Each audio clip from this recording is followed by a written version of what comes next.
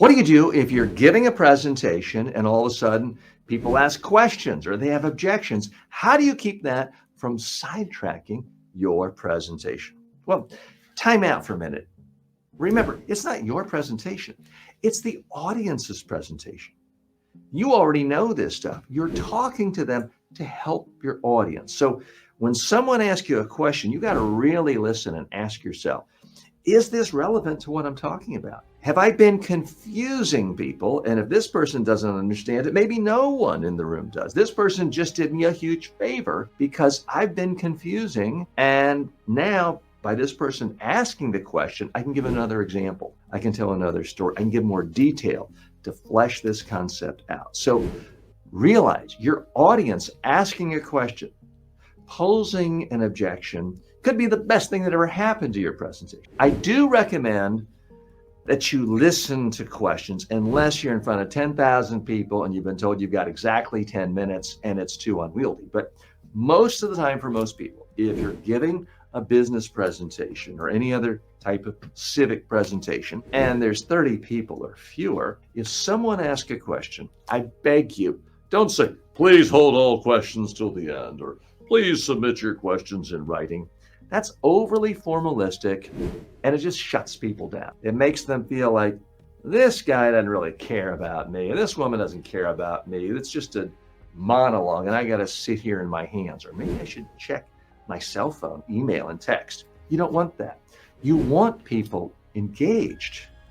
The best speeches are more like dialogues, not monologues. So you need to give people an opportunity to ask a question. Could it get out of hand? Of course it could. If someone wants to ask a third question, a fourth question, you can always say to the person, hey, I respect your line of reasoning so much, I want to give you the time you deserve. Can you meet me after the presentation in the back there by the coffee machine? And that gracefully doesn't offend the person and allows you to get back with your presentation. If you want to be more successful, then improve your communication skills. The best way to do that? Smash the subscribe button right now. It's always possible for someone to ask a question that is so irrelevant to what you're talking about. Everyone else in the audience would be thinking, what a waste of time. And maybe you even see them rolling their eyes. I think at that point, you can say, I'd be happy to chat with you after that about that topic, without seeming rude. But so often the questions are because you, the speaker, said something unclear. You, since you already know the subject, understand it, and you were making jumps in logic that were too fast for your audience. It's not that they're dumb, but you're the expert on what you're speaking about. They're not the expert. So when someone asks a question, think of it this way. They are helping you build a better presentation. You introduce concept A, you've now gone to concept B, and they're like, oh, wait a minute. Tell me more about concept A. I don't understand this part. That question helps you fine-tune your presentation. You can give them a detailed answer. Because here's the one thing we know. If someone is asking a question of you, we know at that moment, that one person in the audience is profoundly interested in what's going on in the room right now. That's a good sign. Our number one problem with most presentations we give is that everyone is bored. People are checking their cell phones and they don't care much about what you're saying or anything else that's going on. So the sheer fact that they're asking a question is usually a good sign. It means they're listening to you. It means they're trying to understand something. And maybe they're asking a question, but really it's an objection. Now we got a little debate. Now, I'm not saying every presentation you give has to turn into some huge, giant political debate. We don't want people yelling, obviously, but a little bit of tension can be a good thing. A little bit of a disagreement can be a good thing. It's okay to let someone have a different opinion. You present your opinion, but then you got to take charge and go on. And sometimes you may have to say, I'll be happy to debate that with you by the coffee pot when we're officially done, but we got to be respectful of everyone else's time here. And then keep going.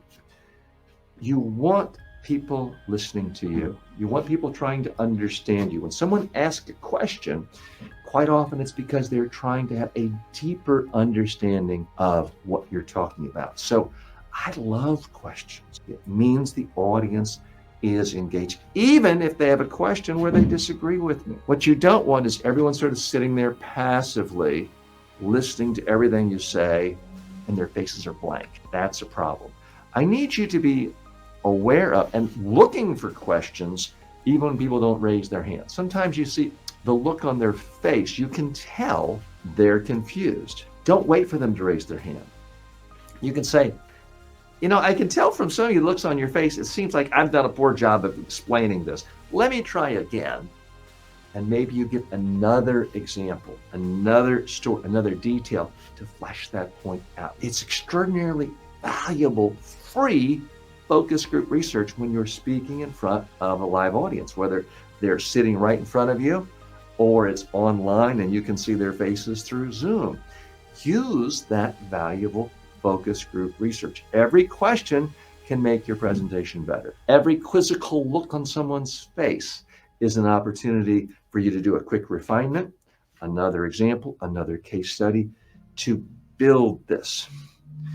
Remember, it is not your presentation. It is your audience's presentation. You want questions. You want engagement. Now, you can always say, if someone's asked one or two questions, say, fantastic questions. We'll have time at the end to go into all the Q&A, and that will be the first one I address. That's another way of not offending someone, not turning things into a confrontation.